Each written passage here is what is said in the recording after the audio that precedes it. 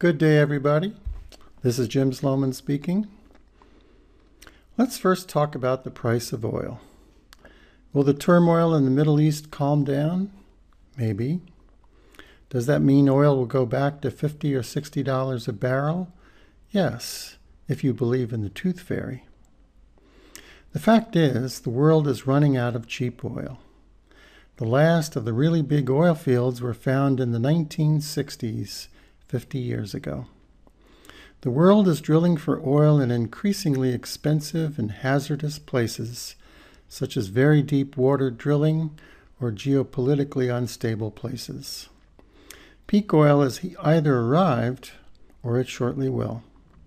Consider this. The demand for oil increased by 1.5 billion barrels per day last year and 1.5 billion barrels per day the year before that.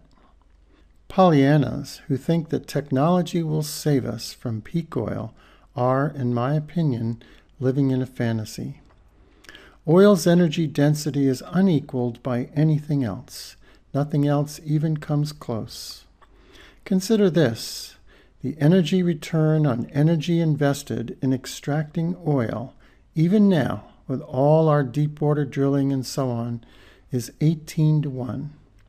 That means you use up 1 unit of energy in drilling or whatever, but you get 18 units of energy back, a fabulous return. Meanwhile, the energy return on energy invested in tar sands and shale oil and so on is about 3 to 1.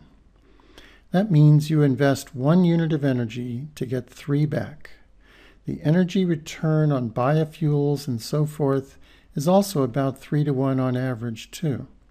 Some, like corn ethanol, may actually have a negative energy return.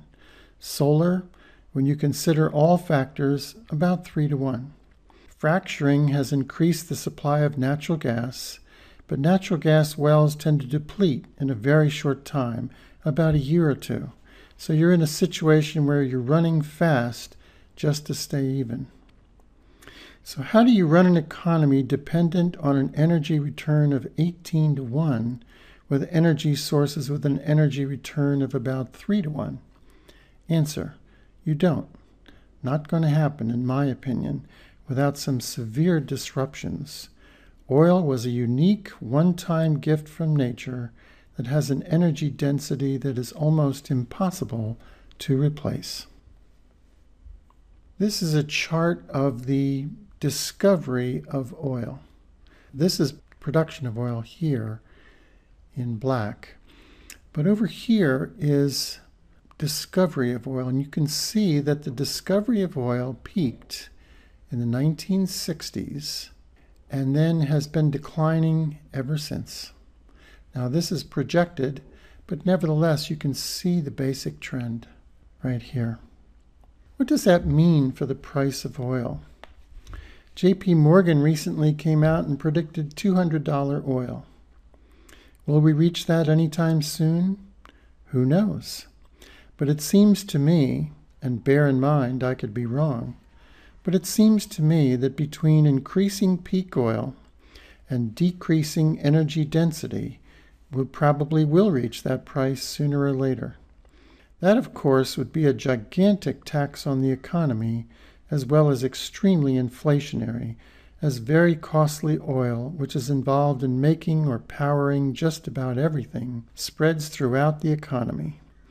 But as serious as that prospect is, oil doesn't hold a candle to the true inflationary process happening now. As von Mises and Milton Friedman pointed out, the ultimate cause of generalized inflation is always uncontrolled money printing. Otherwise, if the price of oil rose dramatically and the supply of money stayed the same, then the price of everything else would have to decline as people had less money to spend on everything else. Now this is an illustration of Albert Einstein, the famous Albert Einstein. Einstein used to recommend thought experiments. In fact, it was 2 separate thought experiments that led him to the special theory of relativity and the general theory of relativity, respectively. For example, he imagined himself riding on a light beam to see what the implications would be. So on a much less grand scale, let's try a thought experiment of our own. But first, let me set the stage. Here is a chart of U.S. federal debt. And as you can see for yourself, it's following an exponential curve. And here it is most recently. Now this is cumulative federal debt, which is now about 13 trillion with a T. The U.S. federal deficit right now, as reported, is running about 1.5 trillion a year, thus adding 1.5 trillion a year to this chart. It varies a bit, the deficit does, depending on whether you look at last year's budget or the projected one for this year or next year's, and so on. And if you look at the actual issuance of new federal debt, it's about 2 trillion. But let's not quibble over a few $100 billion. Let's just say the federal deficit right now, on average, is about 1.5 trillion a year. Okay. Is that federal deficit going to be cut in any meaningful way? Oh, 60 billion out of 1.5 trillion, that'll make a big dent. They're making a joke, right? We folks out here in the hinterland may be dumb, but we're not that dumb. We know a hen from a rooster, and we know that the deficit is not going to go down in any meaningful way anytime soon. So the deficit is going to stay at roughly 1.5 trillion, and in fact will probably rise. But that's a story for another day. Here's a chart courtesy of the Federal Reserve Board and PIMCO. It shows who's buying now, and as you can see, foreign purchases are 30%, and the Federal Reserve Board is 70%. That means foreign central banks, including China and Japan, and foreign sovereign wealth funds, often located in the Middle East, are buying about 400 billion of that 1.5 trillion dollars of the federal deficit, U.S. federal deficit each year. The other 1.1 trillion of the annual U.S. federal deficit is being bought by the Federal Reserve Board in what's known as quantitative easing 2. And how are they paying for that? In the old-fashioned days, of course, they would run the printing presses to create new money. But we're so much more advanced than that now. Now the Fed can create money with the stroke of a pen. Not even the stroke of a pen, the click of a computer mouse. That's right, they just create money out of thin air with a computer. Boom, it's done. As one of those office supply chains says, that was easy. Now here's a money supply chart of M1. As you can see, it's also following an exponential curve, and most recently it is literally climbing at unbelievable rates. Now here's the thought experiment. Imagine it's June 2011. The Fed is finishing up its QE2 program, and let's imagine that they decide to stand pat at that point. Okay, QE2 is finished, done. Wait a minute. That leaves a gaping hole of 1.1 trillion in federal bonds, notes, and bills that are not being bought. Are the Chinese and Japanese going to suddenly step up and buy another 1.1 trillion in U.S. paper every year? You're kidding, right? So who's going to buy all that extra U.S. government debt now? Answer, nobody. So now imagine what that would mean. A big gaping hole of 1.1 trillion suddenly taken out of the U.S. economy. Do you think that might quickly plunge the U.S. down into a greater depression that would make the Great Depression of the 1930s look like a picnic?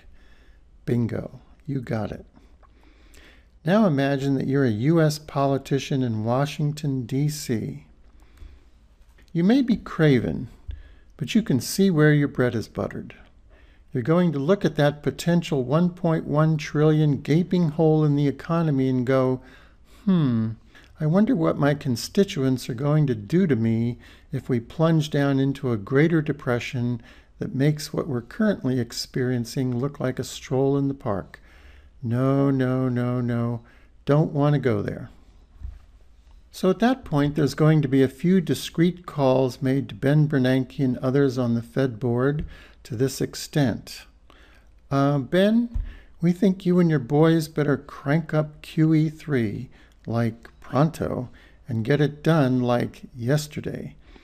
And Ben Bernanke, who famously even talked about dropping money from helicopters, will say something like, you know, that's just what I was thinking.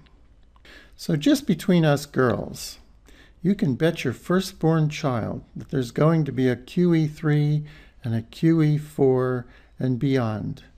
And what does that mean?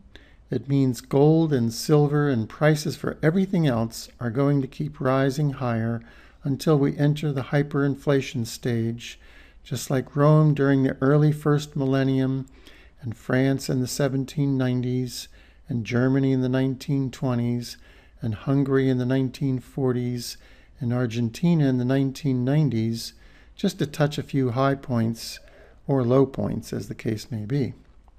There have been so many, many others before us, but this time is different. Now it's the whole world's turn, with the U.S. leading the way. And now this is a chart of monthly crude oil. That means each one of these bars is a month. And as you can see, it's going back to 1996. And as you can see, too, it has a clear upward trend.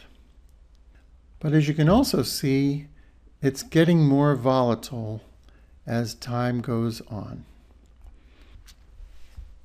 So what can you do about this money printing, this inflation leading to serious inflation, leading to hyperinflation? One thing is certain, the price of gold and oil and everything else is going to become increasingly volatile, with bigger and bigger swings up and down. If you have the ocean software, you can time those swings pretty well. If you don't have the ocean software, I would recommend an old-fashioned technique known as dollar cost averaging. What that means is that you invest equal dollar amounts in equal periods of time in gold ETFs or oil ETFs or whatever. When the price is high, the same amount of money buys fewer units, fewer shares. When the cost is low, the same amount of money buys more units, more shares. The net result is that you tend to end up with a reasonably low average cost price. We'll have more on this subject of what you can do later. In closing, I'd like to read you a wonderful quote from John E. Southard. Here it is. The only people with whom you should try to get even are those who have helped you. That's all for today. May every possible good fortune be yours. Bye-bye now.